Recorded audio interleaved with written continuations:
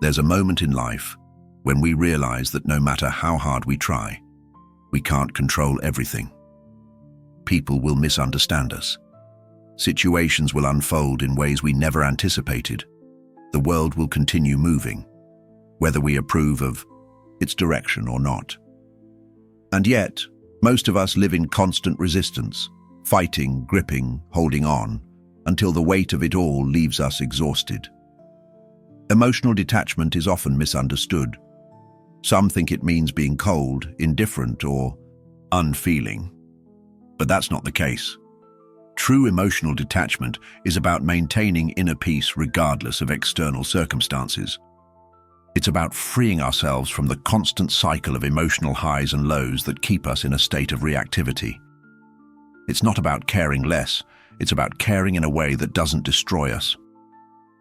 Think about the last time you were truly frustrated. Maybe someone said something that triggered you.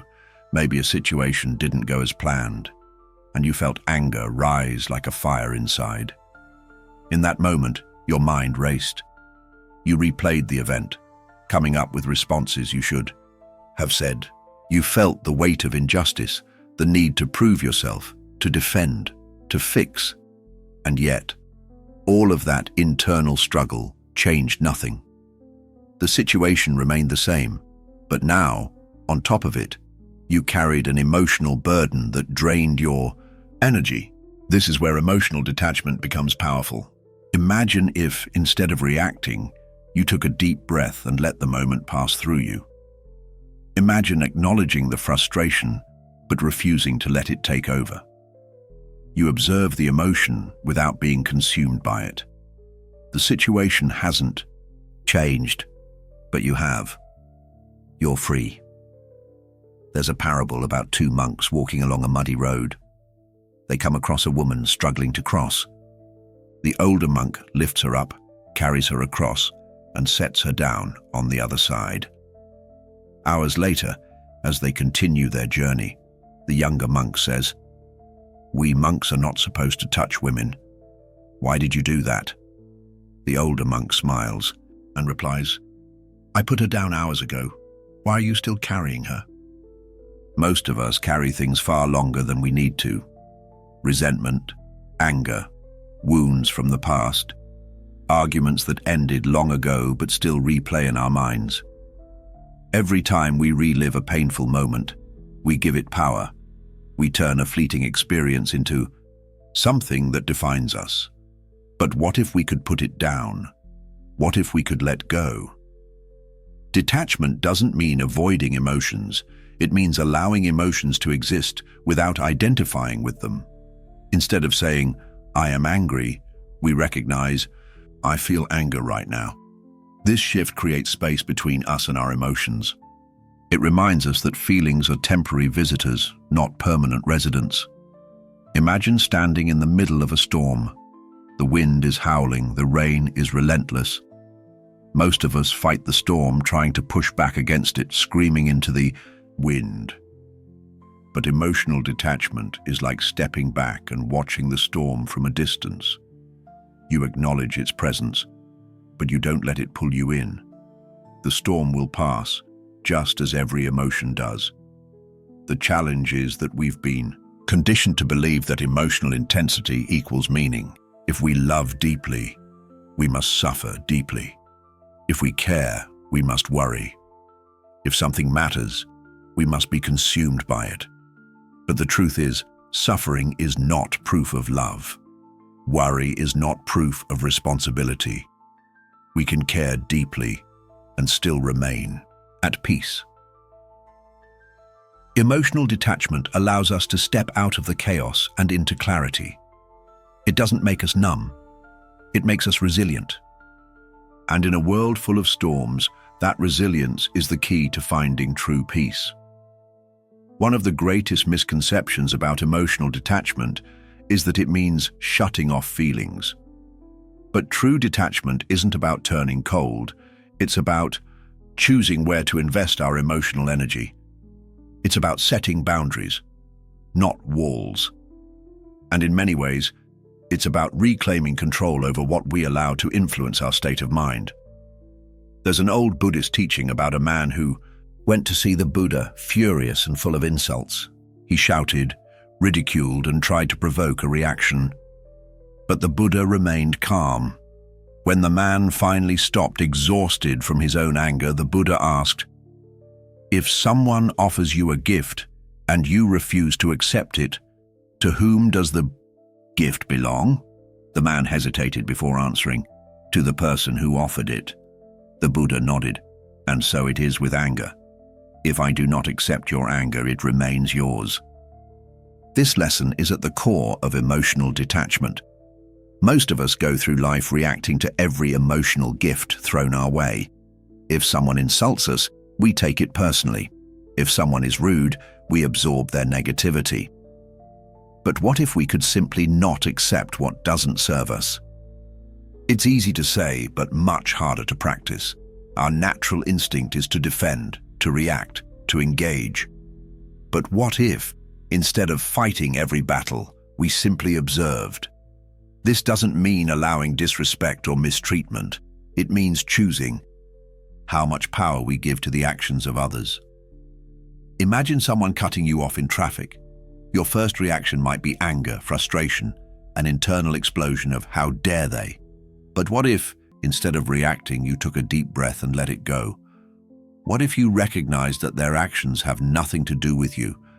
They are simply lost in their own world, their own problems, their own chaos. You could spend the next 20 minutes stewing over it, or you could move on, untouched. Emotional detachment is about understanding that most of what happens around us is not personal. People's opinions of us are a reflection of them, not us. Their anger, their judgment, their negativity, it all belongs to them, not us. When we detach from the idea that we must respond to every emotion thrown our way, we find freedom. But what about the things that do matter? The relationships, the dreams, the things that touch our hearts.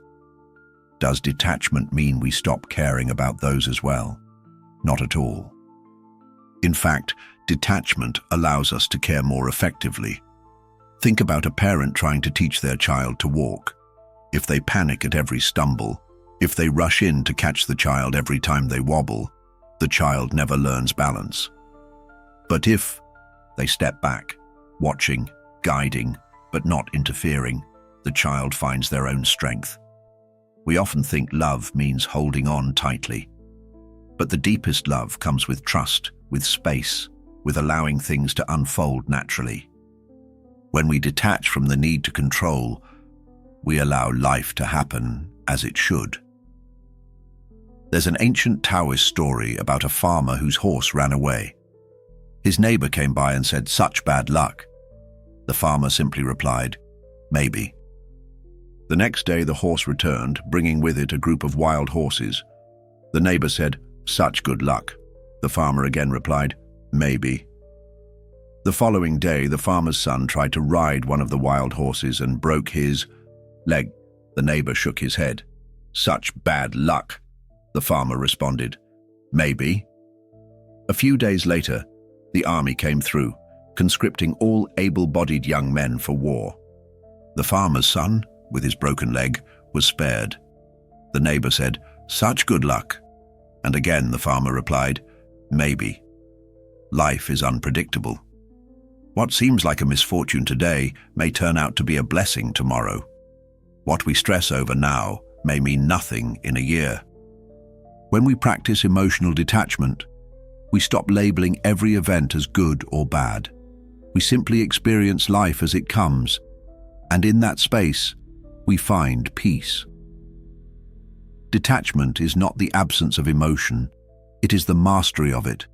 It's standing in the middle of chaos and choosing stillness. It's hearing criticism and not letting it shake your confidence. It's seeing rejection and understanding that it does not define your worth. But how do we practice this? How do we move from being pulled by every emotional tide to standing firm in our own inner peace? One powerful method is mindfulness, the art of observing without attachment. When you feel anger rising, step back and observe it as if it were happening to someone else. Instead of saying, "I am angry," say, "Anger is present." When sadness appears, say, "Sadness is here." This small shift in language reminds you that emotions are visitors, not permanent residents. They come and go. You do not have to hold on to them. Another practice is conscious breathing.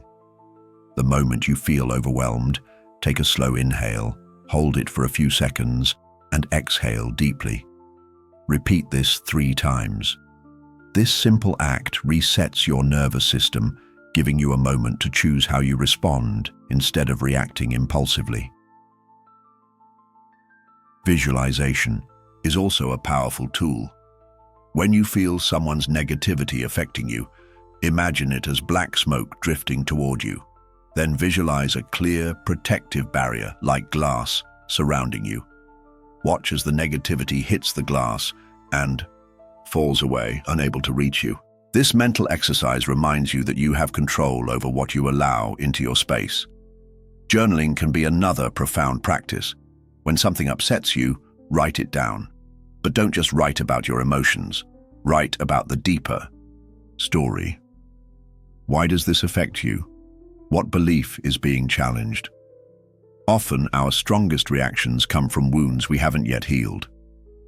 By writing them out, we bring them to the surface, allowing us to process and release them.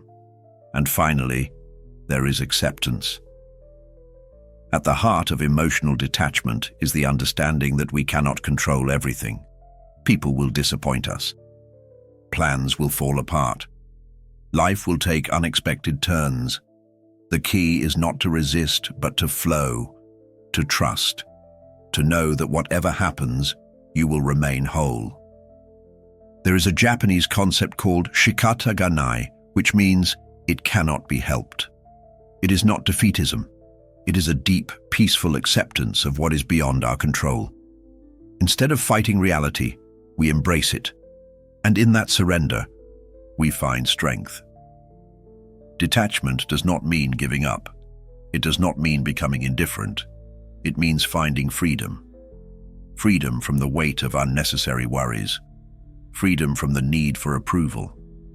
Freedom from the endless cycle of emotional reactions.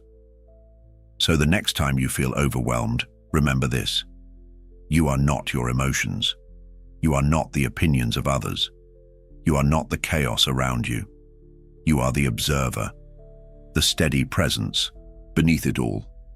And in that realization, you will find peace. If you found value in this message, don't forget to like, subscribe, and share this video with someone who needs it. Let's spread awareness and help each other find balance in an often chaotic world. Until next time, stay present, stay mindful, and take care.